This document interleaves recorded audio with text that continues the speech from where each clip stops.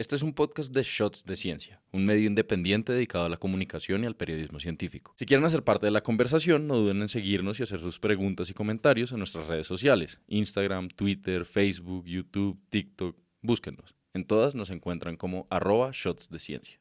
Somos una organización sin ánimo de lucro que está buscando apoyo, así que comparta y recomiende nuestro contenido si le gusta, y si se anima, apóyenos a través del link de Mercado Pago que dejamos en la descripción o en Patreon/Shots de Ciencia. Bueno, ahora sí, a lo que vinimos. Bueno, si le preguntas a Julia de 10 años qué pensaba que quería hacer cuando fuera grande, pues no, nunca te hubiera dicho paleontóloga, la verdad. Ella es Julia Tejada. Mi nombre es Julia Tejada, yo soy paleontóloga, soy de Perú y me especializo en el uso de técnicas geoquímicas, en particular el uso de isótopos estables para reconstruir ecologías y ecosistemas antiguos. Si Julia Tejada no se imaginó que iba a ser paleontóloga, menos que iba a trabajar con átomos para saber cómo era el planeta hace millones de años. Lo que ella hace es tan específico que creo que nadie oyó a alguien decir: wow, ya sé lo que quiero, estudiar isótopos para conocer el pasado, ¿o no? Bueno, yo nunca lo oí. Su historia es como el de muchas personas que hacen ciencia. Toman un camino y en algún momento de la vida abren una puerta que las lleva a un mundo que ni siquiera imaginaban.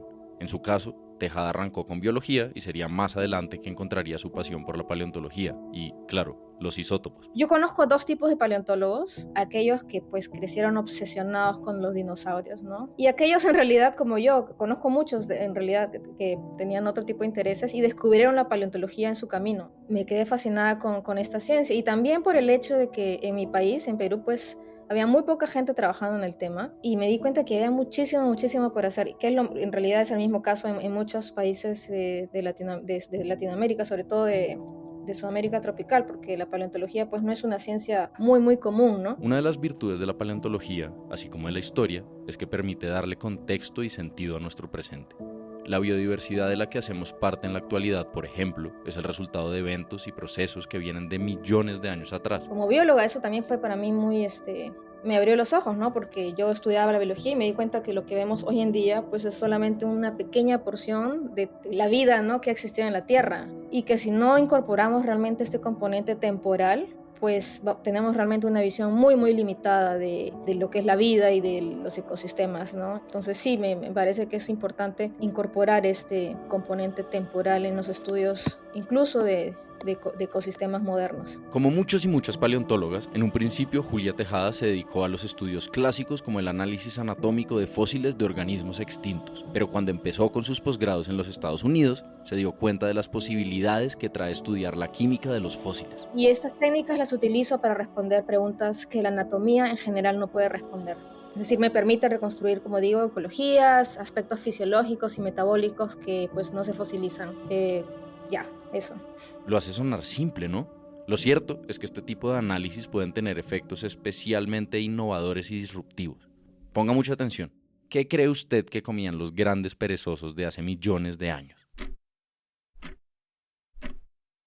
Probablemente pensó en plantas, ¿no? Estrictamente herbívoros como los perezosos actuales.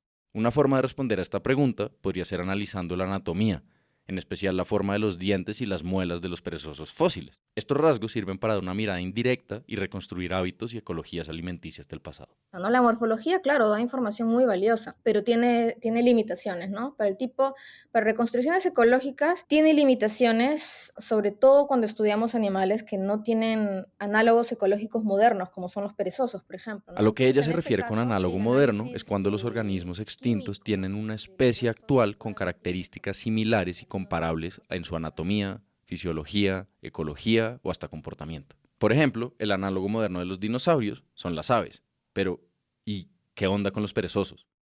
Bien, hoy sabemos que existen 6 especies de perezosos divididas en 2 grupos, los que tienen 2 dedos y los de 3. son pequeños, viven en zonas tropicales únicamente, son herbívoros y viven suspendidos en los árboles. En el registro fósil se conocen por lo menos 90 géneros y cientos de especies, con una distribución que va desde el punto más austral del continente en Patagonia hasta Alaska. Se han encontrado fósiles en el desierto, en montañas, en zonas boscosas, solo mencionar algunos, además de todos los tamaños, pequeños, medianos, gigantes, incluso hay evidencia de perezosos acuáticos. Curiosamente no se conoce, no hay registro fósil de perezosos arborícolas como los perezosos modernos. De manera que utilizar la ecología de los perezosos modernos como ejemplo de cómo eran los perezosos fósiles, pues es muy limitante, ¿no? ¿Y entonces qué hacer?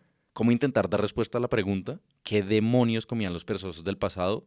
Bueno, ahí llegan los isótopos. Entonces, como la morfología en este caso en particular no ayuda mucho, yo recurrí a la técnica de isótopos estables para evaluar la posibilidad de que algunos perezosos fósiles no eran herbívoros obligatorios. ¿Qué encontró Tejada y cómo lo hizo? No se desenchufe porque esto se va a poner mejor. Yo soy Ignacio Galán y esto es Shots de Ciencia. Los dejo con Efraín Rincón.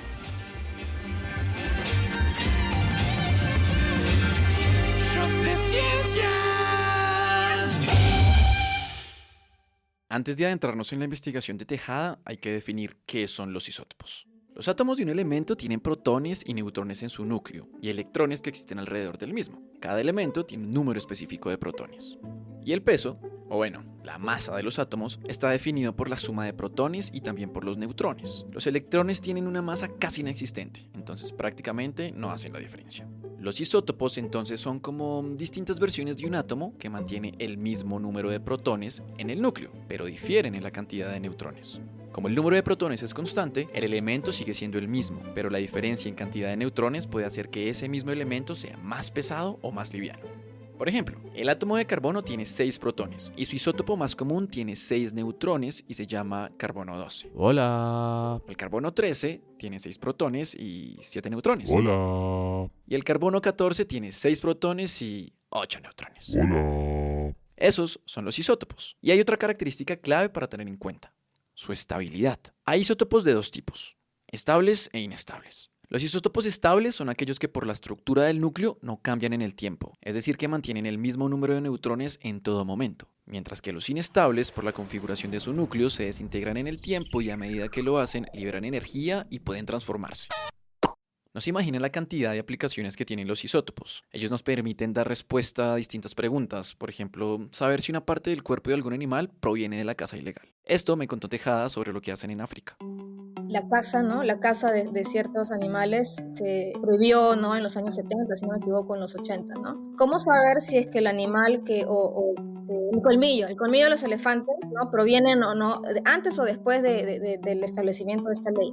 Justamente esta técnica del isótopo estable de carbono me permitiría decir cuándo es que ha sido matado este animal. Bueno, pero ¿y qué tal estudiar isótopos para saber lo que comemos? Los elementos que utilizamos para sintetizar nuestros tejidos, ¿no? Para sintetizar el pelo, las uñas, qué sé yo, la piel, etcétera, vienen de lo que ingerimos como comida, de lo que bebemos, del aire que respiramos, ¿no? Entonces, isotópicamente hablando, somos lo que comemos, lo que bebemos, lo que respiramos. Los isótopos también nos pueden decir dónde se encuentra un organismo en una cadena trófica, que no es más que una serie de relaciones alimenticias entre los organismos de un ecosistema. Ahora, el nitrógeno en nuestros tejidos proviene principalmente de la dieta y registra la posición trófica que ocupamos. Esta técnica en particular de isótopos de nitrógeno de aminoácidos se basa en este principio, pues hay ciertos aminoácidos cuya estructura no cambia desde la base de la cadena trófica, es decir, las plantas, hasta el tope de la cadena trófica, ¿no? Hasta los predadores obligatorios. Los aminoácidos son básicamente los ladrillos necesarios para construir proteínas. Y mientras unos no cambian su estructura desde la base de la cadena hasta el tope, como el aminoácido fenilalanina, hay otros que sí, como el glutamato. Estos dos fueron los aminoácidos que Tejada y su equipo analizaron. Cuando el animal está más arriba en la cadena, como un depredador, habrá más cambios en esos aminoácidos con respecto a otros que pueden estar en la base, y eso hace que la señal de los isótopos sea distinta. Entonces, cuando se comparan estos dos tipos de aminoácidos, aquellos que cambian y aquellos que no cambian, podemos predecir la posición que ocupan organismos en la cadena trófica. Esta es una técnica relativamente reciente y se ha aplicado mayormente a estudios marinos, en ecosistemas marinos, pero muy poco en ecosistemas terrestres, ¿no? Ante este panorama y para comprobar la habilidad y la precisión de la técnica, prediciendo los niveles de la cadena trófica, diseñaron un experimento en el que analizaron mamíferos actuales, de los que se conoce muy bien dónde viven, qué comen, entre otros aspectos. Y los mamíferos que seleccionamos vienen de todo tipo de ambientes, y lo que obtuvimos fue pues muy alentador, pues observamos que el poder predictivo de esta técnica es virtualmente perfecto, en especial para herbívoros. Y ya con la confianza de que existía un buen poder predictivo de esta técnica, utilizaron el pelo de dos especies distintas de perezosos fósiles. El Milodon darwini, también conocido como el perezoso terrestre de Darwin. Aquí les va un datico. Carlos Darwin encontró una mandíbula fósil en 1832 durante la segunda expedición del Beagle. Y la otra especie evaluada en este estudio fue el Notroteriops shastensis. Y obtuvimos que mientras la señal isotópica de Notroteriops calza perfectamente con la de herbívoros, no es el caso para Milodon, y que este habría sido un omnívoro, no un herbívoro obligatorio. Esto rompería con el imaginario que se tiene de que los perezosos gigantes del Pleistoceno, es decir, la época que va desde hace casi 3 millones de años hasta hace unos 12.000 años, eran todos herbívoros obligatorios. En efecto, ese no es el caso del Milodón. Era un omnívoro que comía principalmente plantas, pero que incorporaba elementos de origen animal esporádicamente, ¿no? De repente, bueno, esto ya es especulación, ¿no? Qué sé yo, de repente comía, encontraba un animal muerto y por ahí comía el cadáver de ese animal muerto, o de repente comía insectos, qué sé yo. El asunto es que incorporaba elementos de origen animal en su dieta, y eso es lo que observamos en los isótopos de aminoácidos. Un asunto que me aclaró Julia es que en la actualidad ya hay varios experimentos en organismos que intentan responder cuánta cantidad de alimento de origen animal se tendría que comer para que puedan expresarse en los isótopos de aminoácidos. Y lo que muestran es que hay que tener una dieta omnívora sostenida en el tiempo para que esto ocurra. O sea, no es que pues el animal esté comiendo un insectito, ya es que esto se expresa en los isótopos, ¿no? No es así. O sea, lo que vemos es realmente, estaría expresando realmente el tipo real de ecología que el animal habría tenido. Aquí hay que tener en cuenta un dato muy interesante para entender la magnitud de este tipo de investigaciones. Resulta que después de la extinción de los dinosaurios, arrancó lo que comúnmente se conoce como la edad de los mamíferos o era cenozoica. Durante la mayor parte de ese tiempo, en Sudamérica, los perezosos representaban un porcentaje bien importante dentro de la comunidad de mamíferos. En particular, durante el Pleistoceno, el número de perezosos gigantes era muy grande. Entonces, realmente sí estamos hablando de que si esto lo vemos de una manera más persistente, ¿no? En el registro fósil, como te digo, ahorita no podemos, porque está basada en una sola especie, pero si vemos que realmente lo mismo que vemos en Milodon lo vemos en más especies, pues sí estaríamos cambiando, vamos a tener que reevaluar todos estos cálculos, ¿no? Y esto va a cambiar, ¿no? El tipo de vegetación que hemos asumido, el tipo de pastos o de, ¿no? Que habrían existido en el piso del bosque, qué sé yo, una serie de cosas realmente que son muy relevantes, digamos, cuando se hacen estudios ecológicos. ¿Pero qué nos dice todo esto?